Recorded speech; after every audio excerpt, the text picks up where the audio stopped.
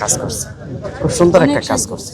এবারে তো উনি তো আরো দেখলাম অনেকগুলা কাজ, মানে এর চেয়ে আর হইতে পারে না।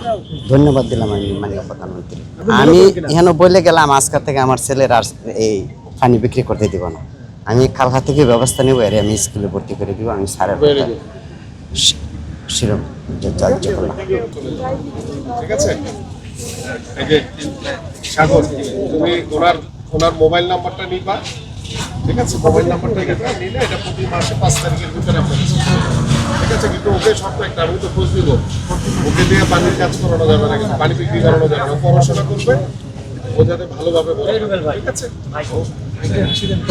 না, আপনারা যেমন স্বপ্ন দেখেন যে বাংলাদেশ একদিন বিশ্বকাপ ফুটবল খেলে, আমিও স্বপ্ন দেখি, কিন্তু সেই স্বপ্নর লক্ষ্যে কবে আমরা পৌঁছাতে পারবো সেটা বলার মতো সাহস আমার এই মুহূর্তে নাই, কারণ বাস্তবতা বুঝে আমাদের কাজ করতে হবে।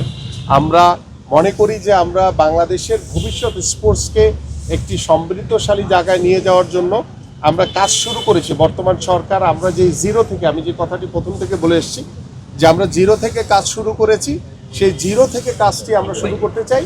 স্টেপ বাই স্টেপ আমরা ভবিষ্যতে এমন একটি স্ট্রাকচার তৈরি করতে চাই যাতে ভবিষ্যতে 5 বছর 10 বছর বা 20 বছর পরে গেলেও যাতে আমরা বিশ্ব মানচিত্রে আমাদের ফুটবল না, আমরা সকল স্পোর্টসকে একটি সমৃদ্ধশালী জায়গায় দেখতে চাই। Thank you.